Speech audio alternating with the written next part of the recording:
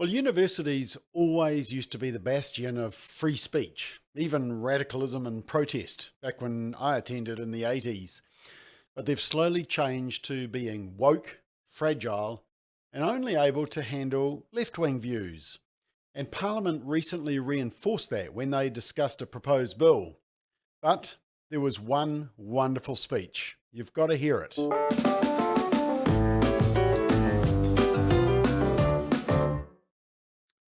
So, ACT MP Dr. James McDowell, you possibly haven't heard of him, but he had a private member's bill. And it was called the Education and Training Freedom of Expression Amendment Bill. And the bill would require that tertiary educations, universities, protect freedom of expression, including by issuing codes of practice that set out the procedures students and staff should follow to uphold freedom of expression, and by ensuring that the requirements of codes of practice are met. Well, why do we need to enforce free speech in universities, which one day, not too long ago, were the bastions of free speech? Well, here's an example. Just last month, activist Daphne Whitmore hoped to present a public talk at AUT, the Auckland University of Technology, on the subject of feminism, advocacy, and free speech. And those on campus would have heard Whitmore lead a discussion about free speech in the context of often polarising transgender, gender-critical feminism debate.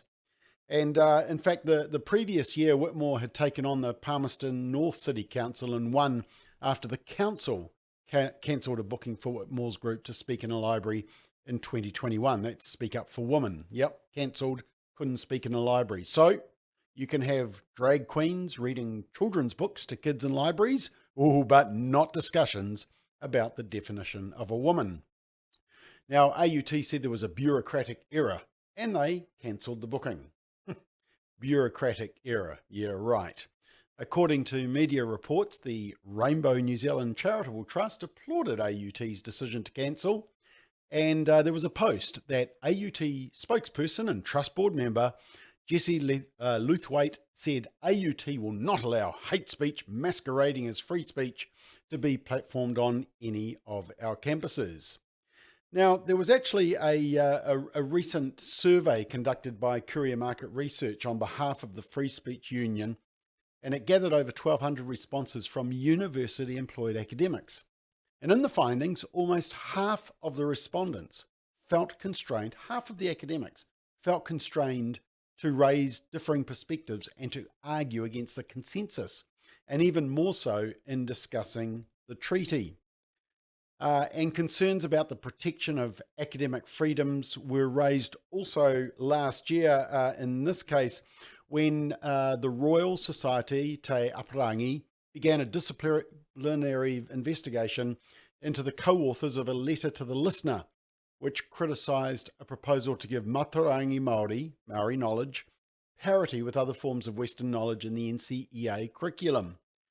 Now, the Royal Society finally dismissed the complaints in March, but a Massey University professor has led the call for an apology to the co-authors and said that the Royal Society had attempted to completely shut down debate on an academically contentious issue. And of course, the example we had back in 2018, when Don Brash was cancelled by Massey University for what they called health and safety reasons. In other words, there were some snowflakes who might be upset by what he said. Now, during the debate on this Education and Training Freedom of Expression Amendment Bill, and you won't get me sharing many speeches from Parliament's debating floor, but there was one that you need to hear. It was from National Simon O'Connor, and you will hear reference to the AUT and the Royal Society examples in his speech. Have a listen, it's only short, but I know you'll enjoy it. I'd like to say I have found every contribution from the Labour Party and the Greens, $200,000 Chloe Srawbuck, offensive. It's hurt me. I'm mentally anguished by what they've said. My tribe, my community, my identity has been deeply offended. And no one on that side can dare to critique that, because that's my experience. That's right. Don't you dare question what I'm feeling. My feelings trump anything you think, anything your group thinks. My tribe, my feelings are right. And I am very upset tonight. Mr. Speaker, I want everything that the Labor Party and the radical Greens say banned. I don't want to see them on the universities, because if I walk there tomorrow, I could have a hurt feeling. That's right. I could have a hurt feeling. You know what?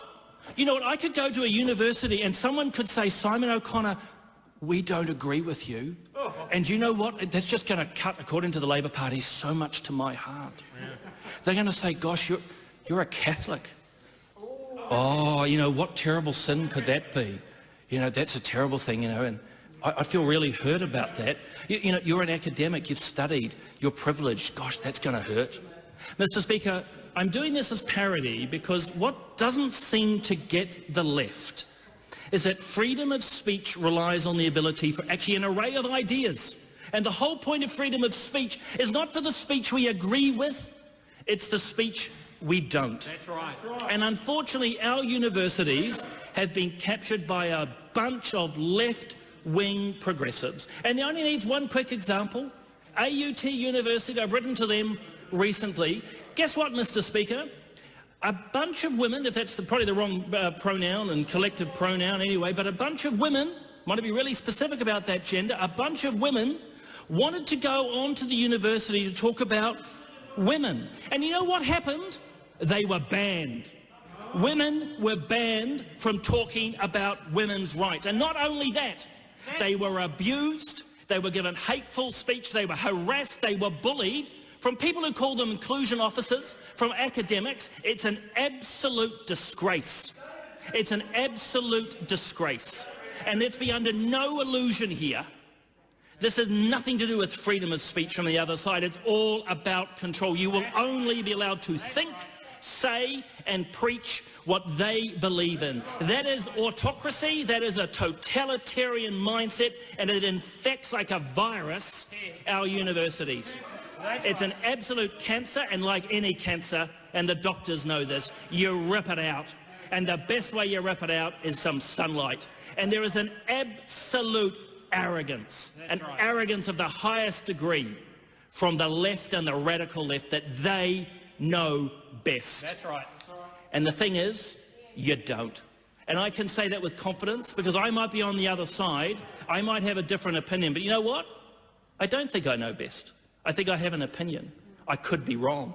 I'm actually willing to be told I'm wrong without having a bloody crybaby in the corner. I need a safe space. Grow up. And to those academics, those of you who responded to the survey talking as freedom as some appropriated colonial concept, get out.